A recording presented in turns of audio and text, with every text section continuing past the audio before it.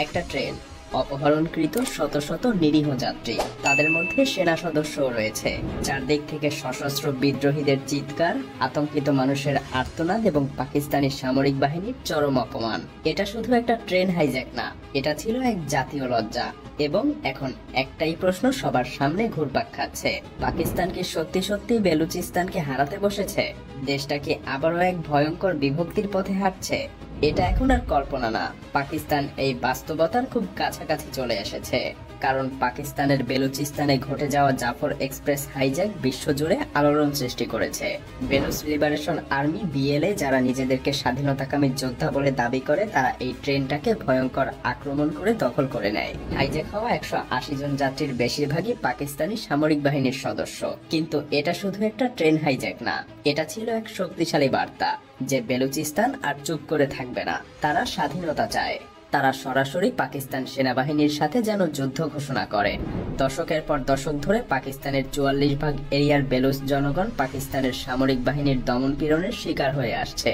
একটা প্রদেশ যার খনিজ সম্পদ এবং প্রাকৃতিক সম্পদ পাকিস্তানের অর্থনীতির মূল চালিকা শক্তি, অথচ এখানকার বাসিন্দারা নাগরিক অধিকার থেকেও বঞ্চিত। যদিও কিছু মানবাধিকার কর্মী পাকিস্তান অধিকৃত কাশ্মীর এবং স্বাধীন বেলুচিস্তানের দাবি তুলেছেন, কিন্তু পাকিস্তান সরকার বরাবরই এই আন্দোলনগুলোকে নির্মমভাবে দমন করে আসছে। কিন্তু আসল প্রশ্ন থেকে যায়, পাকিস্তান কি এখনো বেলুচিস্তানকে ধরে রাখতে পারবে, নাকি বেলুচিস্তান এখন একটা আলাদা দেশ হতে চলেছে? কারণ ইতিহাস বলে, দমন পীড়ন যত বাড়ে প্রতিরোধও তত শক্তিশালী হয়। আর যখন কেউ সত্যিকারের পরিবর্তন চায়, তখন তাকে জানতে হয়, শিখতে হয়, নিজেকে প্রস্তুত করতে হয়। 11 মার্চ 2025 সকাল 9টায় কোয়েটা থেকে পেশোয়ারের উদ্দেশ্যে ছেড়ে যাওয়া জাফর এক্সপ্রেস যখন সিবি জেলায় পৌঁছায়, তখনই ঘটে যায় এক ভয়ঙ্কর ঘটনা।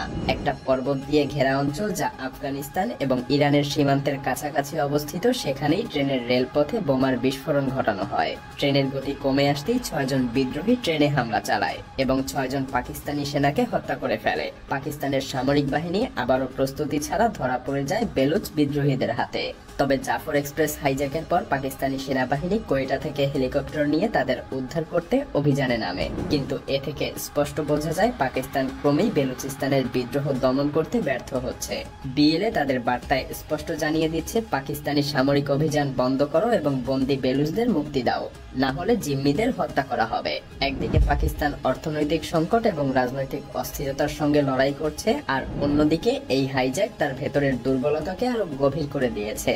কিন্তু কিভাবে এই পরিস্থিতি এতটা খারাপ হলো? কেন বেলুচিস্তান স্বাধীনতার জন্য লড়াই করছে স্বয়ং পাকিস্তানের সাথেই? এবং কেন পাকিস্তান নিজেদের ধ্বংসের মুখে দাঁড়িয়ে থেকেও সত্যটা স্বীকার করতে পারছে না? আর এর উত্তর পেতে হলে আমাদেরকে একটু অতীত দেখতে হবে। বেলুচিস্তান একসময় একটা স্বাধীন সার্বভৌম রাষ্ট্র ছিল, কিন্তু 1948 সালে পাকিস্তান এটাকে জোরপূর্বক দখল করে নেয়। তারপর থেকে শুরু হয় দমন পীড়ন, গুম, বিচার বহির্ভূত হত্যা। সামরিক অভিযানের মাধ্যমে প্রতিনিয়ত বেলুচদের দমিয়ে রাখা হয়েছে। অথচ পাকিস্তানের সবচাইতে বড় এবং প্রাকৃতিক সম্পদে সমৃদ্ধ হওয়া প্রদেশ হওয়া সত্ত্বেও বেলুচিস্তান পাকিস্তানের অর্থনীতিতে মাত্র 4% অবদান রাখে। তাহলে এই সম্পদের লাভ আসলে কে পাচ্ছে? নিশ্চিতভাবে বেলুচ জনগণ পাচ্ছে না, কারণ তারা এই থেকে লাভবান হলে পাকিস্তানের অন্যতম দরিদ্র প্রদেশ হয়ে তারা থাকতো না। তাছাড়া বেলুচদের উপর পাকিস্তানের সামরিক শোষণই যেন যথেষ্ট ছিল না। পাকিস্তান আরো এক ধাপ এগিয়ে তাদের ভূমি যেন চীনের হাতে তুলে দিয়েছে চীন পাকিস্তান অর্থনৈতিক করিডোর সিপিএসি প্রকল্পের মাধ্যমে।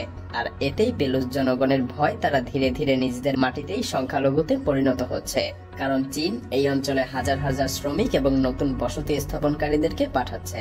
যদিও পাকিস্তানের শক্তিশালী সামরিক বাহিনী বরাবরই নিজেদের অপ্রতিরোধ্য হিসেবে বিশ্ববিখ্যাত, কিন্তু জাফর এক্সপ্রেস হাইজ্যাক পাকিস্তান সামরিক বাহিনীর এই শক্তিতে বারবার আঘাত করে চলেছে।